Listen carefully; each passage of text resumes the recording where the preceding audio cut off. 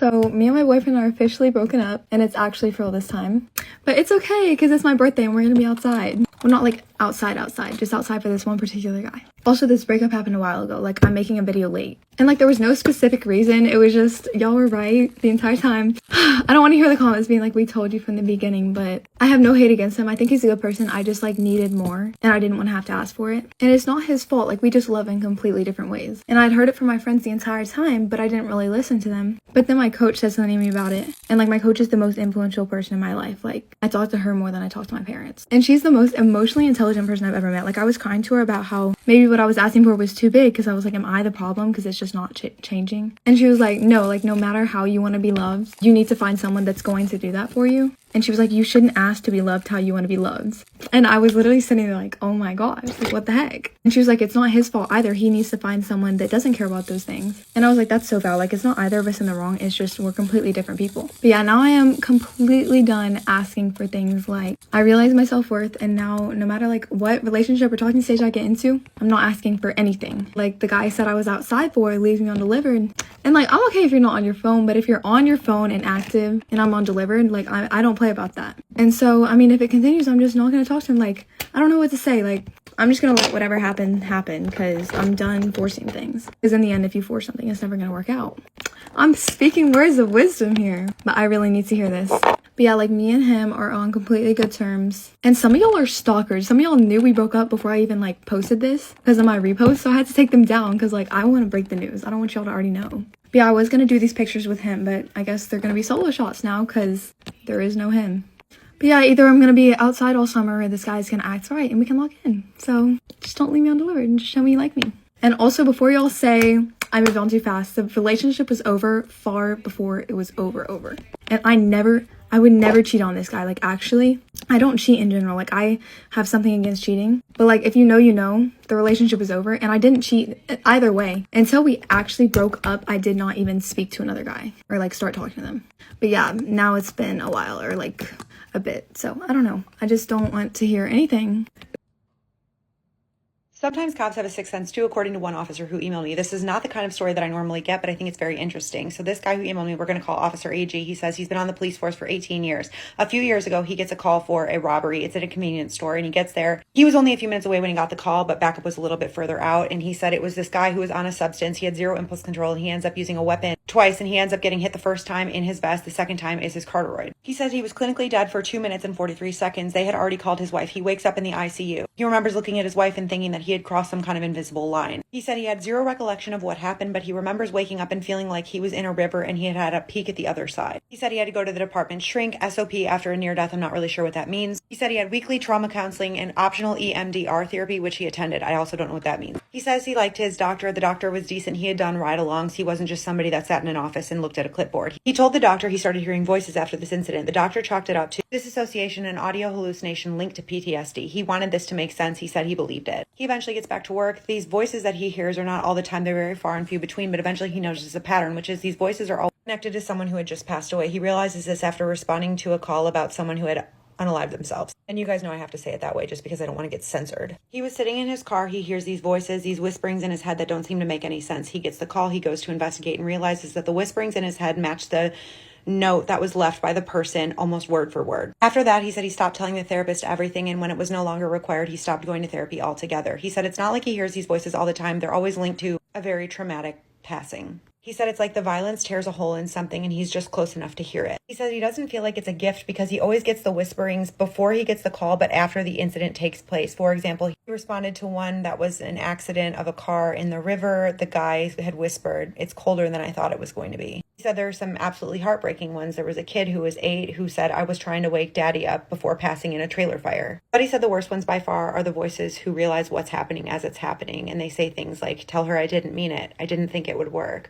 I'm still here." He said all he can do now is just hope that he treats these victims in a compassionate way if they are still around, because he spent years trying to figure out what this means. He said he's not a religious guy. He's never been, but now he thinks that there's something after this, or at least between this, because the voices don't feel like memories. They feel present, like the voices don't realize that they're gone yet. He said he's talked himself in circles about what this might mean. He says he thinks that maybe there's an electrical imprint in the air when something traumatic happens. He said maybe time stutters, but he knows what it isn't, which it's not in his head. He said the best thing that's come from this is he's actually used this once to help solve a unaliving case. A woman was unalived in her apartment. Think pressure to the neck. Everybody thought it was her boyfriend. There was no sign of forced entry. He got there before the Emmy and he heard the word landlord. He said that was it. No other evidence pointed to the landlord, but that got him thinking and looking, and they found a hidden camera in her bathroom. His camera, he said the guy eventually cracked in questioning, but he never said how he knew to check him out. He couldn't put like whispered from beyond in the case file. He said he knows it sounds insane, but it's real. He thought this was a good time to share the story, but he keeps a log now in case he ever cracks or if anyone looks at him like he's crazy. He keeps a log of dates, times, phrases he hears. He says maybe it's a curse, maybe it's calling, maybe it's trauma induced, but he can't control it. And he said maybe the most haunting thing in his email was, I can't stop thinking if someone will be close enough when I go to hear my voice. I think he sent this in response to the Nurses Have a Sixth Sense video I did, but yeah, let me know your thoughts. Or if you have any suggestions on how he can use this or deal with it, let me know. He is not tagged, but he will be seeing the comments. I don't even know how to start this story, but story time. Who the fuck is my neighbor? So yesterday morning, someone knocked at the door at 5:57 a.m. and I know exactly what time it was because I looked at my phone like 5:57 a.m. Someone bangs on our door like they're the police. I got scared because I thought the fucking police was there, and I'm like, what the fuck? We ain't do nothing. So I get up and I go. There's no one there. I get back in the fucking bed and I lay down. 10 minutes later, another knock. Get up again. No one there. So I stood at the door for like 5 minutes to see if they were going to come back. No one ever came back. Got back in bed. It kept happening up until 7 o'clock a.m. So when I woke up afterwards, I put the Ring camera up because I need to see who the fuck is coming to this door and who is jingling our door handle. Because I also heard someone jingle the door handle like they were trying to get in, and I heard the door stop because it was locked. So fast forward to 7:08 and knocks at the door, and she's shaking when I answer the door. And the first thing that she said is, do you know who Terrell Lewis is? You know him. You went to school with him. I have no clue who Terrell Lewis is. I've never met that guy a day in my life. I have no clue who he even is, if he even exists. Then she says, James told me that you knew him.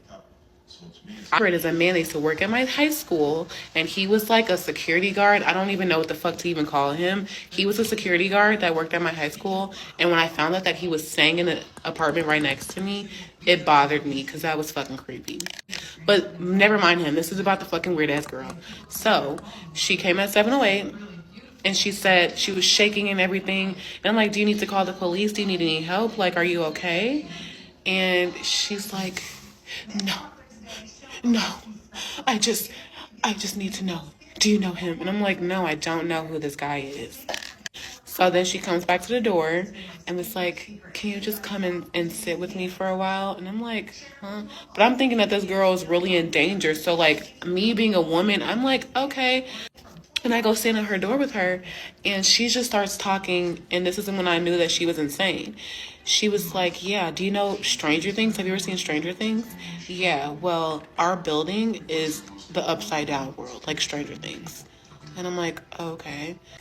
And then she said that James had penetrated her while she was sleeping, and she felt violated. And so all these things that she's saying, I'm like, have you called the police? Are you okay? Like, what's going on? Have you called the police? She said that this man has a contract with the police, that she's called them all day, and that they're not coming to help her. And I'm just like, okay. So after I had the interaction with her, I went back into the apartment, and she came back not even 2 or 3 minutes later. And she's like, they're fighting down the hall. Make sure you lock your door. And I'm like, bitch, this door is always motherfucking locked. What are you talking about? So after that, I stopped answering the door because I'm like, it's clearly something wrong with this girl, and I can't give her the assistance that she needs. So she comes back again. I didn't answer the door, and she kept coming back. I think she came back 2 or 3 times last night. Then this morning, it started again. She came at 10:04. Then she came again at 10:13. Both times, she's like, the first time, she's like, hey, I texted you last night. What happened? Call me when you get this. And then walks away from the door. Then rings my doorbell again at 10:13 and says, call me when you get this. And then walks away. Then she came back at 1:11 today. And this time she looks upset. I'm posting all the videos. I'm posting everything. So y'all, I'm posting the time frames, everything. She comes back. She's upset. She looks like she's trying to call my phone. I gave this girl the wrong phone number because I don't know you, for one. And for two, you're not going to be fucking blowing me up with these psychotic ass. No. So she comes back and is like, call me. Or I don't know if she said call me, but she looked very upset because I wasn't answering. So I had my mom call the office because I'm like, this is getting out of hand. Then she knows my name. She's calling my name, talking about Giovanna, open the door, or call me, Giovanna, call me when you get this. Like, this is too much. I don't even know this girl. I just know her in passing when I say hey, when I see her and her kids. But that's about it. I don't talk to this girl outside. I literally never met this girl until I came to this building. So after my mom called the office, she came back again. She came at 2:32 and she took a picture of my camera and then she walked away. So at 3:44, I had got another notification that my camera went off and I seen that it was the behavioral crisis response leaving her apartment, and I guess she didn't answer the door. So at 5:10, the police called me and said that they're downstairs and asked me to come and open the door for them. So I went down and opened the door. And so they're like, okay, we're going to stay right here. You can go in your apartment, and then we're going to go knock on her door, and we're going to try to talk to her. And I guess she didn't open the door, so they weren't able to talk to her. But I heard him yelling. He's like, since you don't want to open the door, stop harassing your neighbors. And then they left. Mind you, the police was only at her door for all of 1 minute. They didn't even knock for long. They didn't even try. So they leave. They call me and said, oh, she didn't open the door, so there's nothing that we can do. Just let the apartments know. So she comes back again. After the police leaves, she comes back and knocks. Like, I swear to God, she knocked probably 10 minutes later after the police left. And I didn't answer. So I had left out at about like 7:22. And I kid you not, I'm going to post a video with the timestamps. I left out at 7:22. As soon as I get to the elevator, she is ringing my doorbell. And in the video, you can see that when she hears the elevator, she like runs to her apartment. And it was just very strange. She keeps coming back, and now she's putting things at the door. And she held up some little foam tea. Looks like a little a children's block or whatever. It was a tea, and it had something wrapped around it. And then she left. She came back again. She picked it up, and then she whispered something to the camera. It sounded like, I hate you. And then she came back again, picked it up, left again. And then she came back again. And she sprinkled something at the door. It's giving she's trying to put a fucking curse on me. It's giving she's trying to put a hex, something. And I've called the police like 3 times since that has happened, and they keep telling me that there's nothing they can do since she won't open the door and they won't help me. And I'm terrified. And this is all because I decided to open the door and ask this person if she was okay. And I truly regret doing that because it seems like nowadays you can't even be a good person to anybody without stuff like this happening. And now I just don't even know what to do. The police is not helping me, and I need help because this person is literally stalking and harassing me. And the apartment is closed until Monday, so there's really nothing that we can do at this point because the police is not going to help us. And I feel like I'd be wrong if I shot this bitch. I would be in trouble for this shit. But at this point, like, I got to do what I got to do to defend myself because I don't know what the hell this bitch is on. But, yeah, I'm currently just trying to figure out what to do, and I don't know, because somebody help me. Like, what do y'all do in situations if somebody is stalking and harassing you and the police won't help you? Because ain't they who's supposed to help us? Like, this shit's just so fucking weird. I feel like if I was a white woman and I was crying my white tears, that they would have came in there with SWAT and everything, and they would have broke that door down. They would have apprehended her and some more shit. Like, this is just too much. I got a text from my youngest sister this morning, and quite frankly, it kind of ticked me off. So today I'm going to finally tell the story about why I don't talk to most of my family anymore. It's kind of a long one, so buckle in. I got some corn because it's going to be messy, baby. So starting at the beginning, my parents met in the 80s. They were part of the big Christian revival. They converted from Catholicism, much to the dismay of both sets of my grandparents, and they moved down to Virginia. My dad got a job with Pat Robertson at the Christian Broadcasting Network. He was the print shop manager. It was really great for a while. I had 2 brothers, 2 sisters. I am the second in line. Second, so I'm not the oldest girl. Might as well be the oldest. That's kind of how I always think about that. But anyway, my dad ended up losing his job, and it really threw my family into turmoil for a really long time. And we moved out to this very rural area that was about an hour away from Virginia Beach, where we had originally lived, and we struggled to acclimate. My mom was very alone. Her family was all up in Pennsylvania, where she was from, and she was trying to raise 5 kids, which I have opinions on that, but that's for another video. When I was about 12, my parents began what was going to be a very messy divorce. So far as that we had to like testify on the witness stand against our own mother. It was really, really messy. And my mom actually did lose custody of us for a little while. My dad had this really great lawyer that he hired, and that lawyer ended up having to be paid for by my uncle, who had co-signed so that my dad could like get these services from this lawyer. So it was a really, really messy situation. And God bless my uncle for like still even talking to my dad. I think it was like 30 grand out of his pocket at that time. I still like think about that, and it makes me angry. But anyway, that's another story for another day. When my sisters became the age, my sisters are both younger than me. I am second oldest. There's 2 years in between all of us, 5 basically. My sisters are a little less than 2 years apart, but it went, I was 12, my brother was 14, middle brother was 10, younger sister was 8, and then the baby was, 6 or 7 years old. So when all of this was starting, obviously they were very young. They were still attached to my mom. When they did get to be the age finally where they could decide where they could go by the court system, they decided to go with my mom. It was tricky. It was tricky all the way around. My parents are probably diagnosable narcissists. I don't know that for a fact, but we grew up in a very competitive household. We were always competing for our parents' attention, and I didn't know that there was kids that grew up that just had parents that loved them regardless of whether they acted out or not. In our household, it was very much if you acted good, you got treated good. Anyway, a lot of family dynamics maybe you guys don't need to know, but it set us up for a lot of failure in our adulthood because we had a very religious, rigid background, and yet we were also very naive to the society that we were being put into the world. I was 16 years old. My sisters had moved up to be with my mom, and at 16 years old, I was driving from Virginia Beach to Pennsylvania to go see my sisters at least twice a year.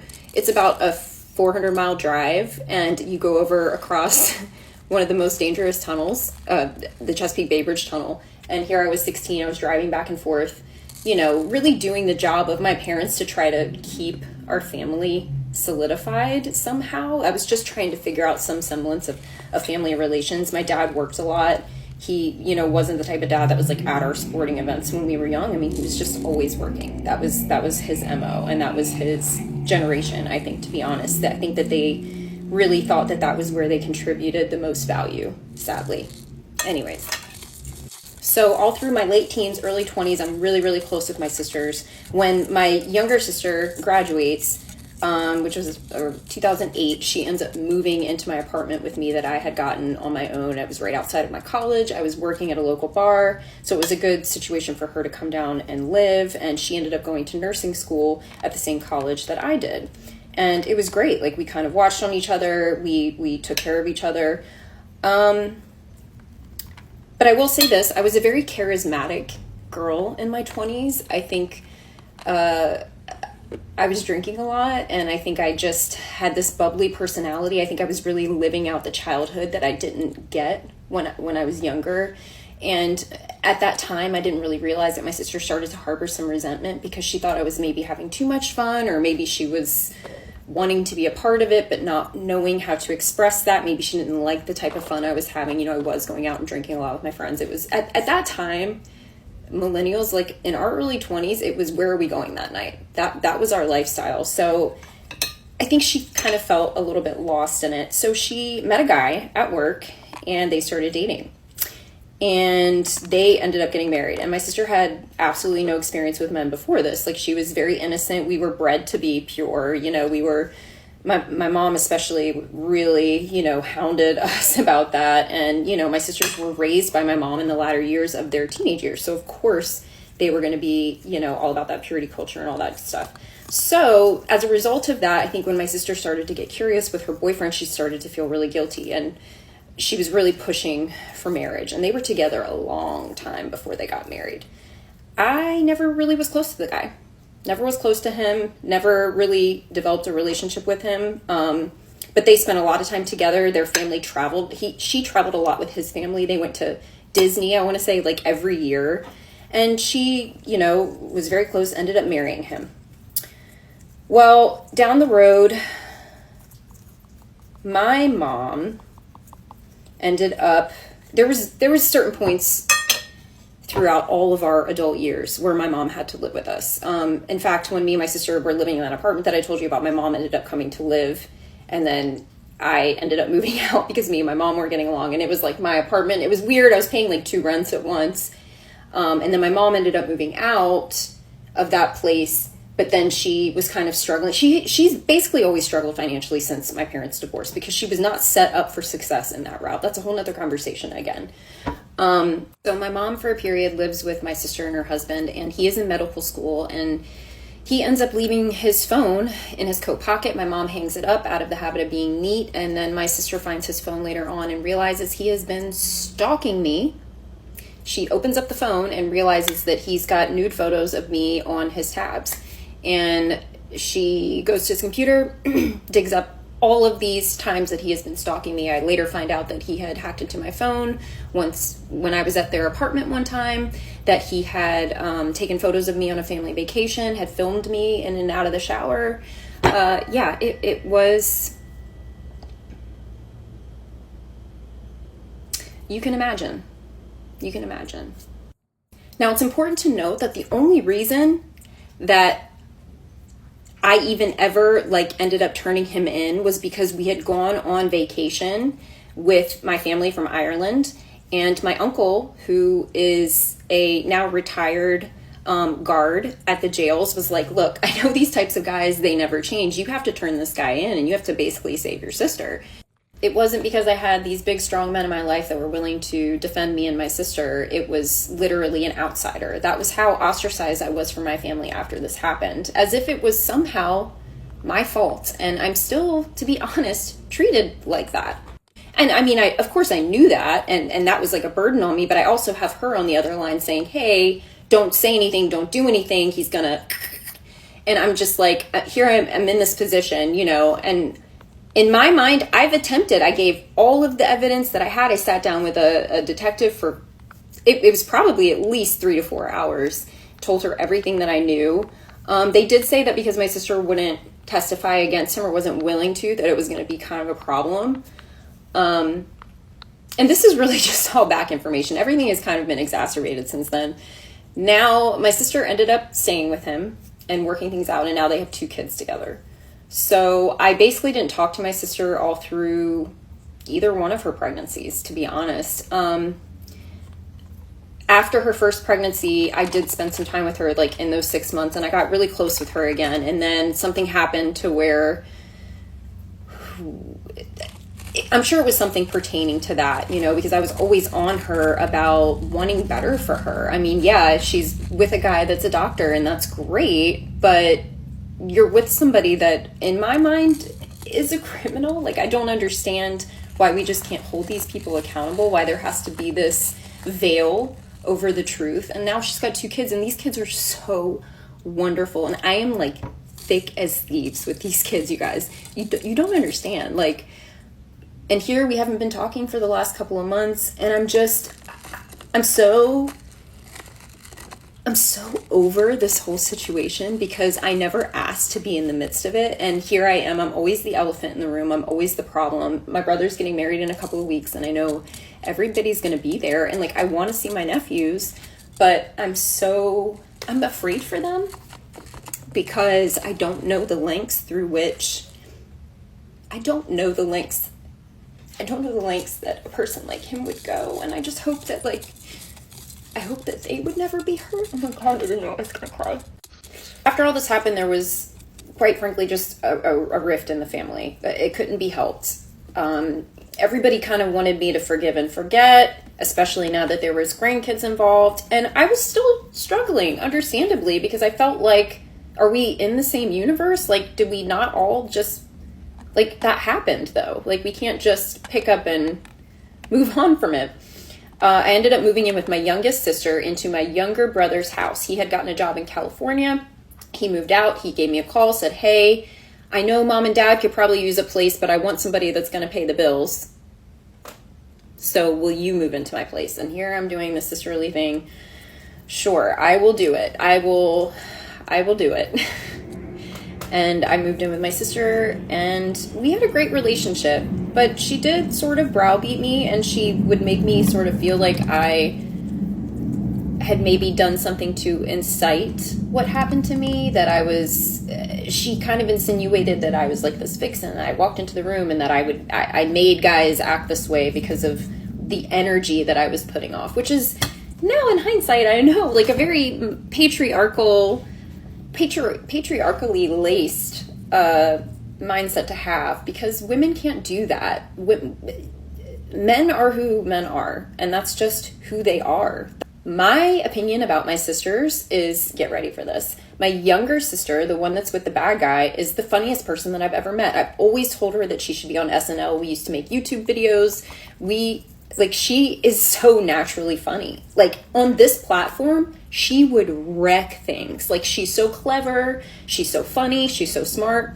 She would devour on here. My other sister would also devour on here. The youngest one that I was living with at this point in time, she was a hairdresser, and she became a hairdresser, put herself through school, and had her own booth. She was really notorious. She had a great clientele. She wasn't just talented at hair. She could do anything aesthetically. Like, makeup, nails, like everybody, and I'm talking everywhere we went, would stop my sister and compliment her on the way that she looked.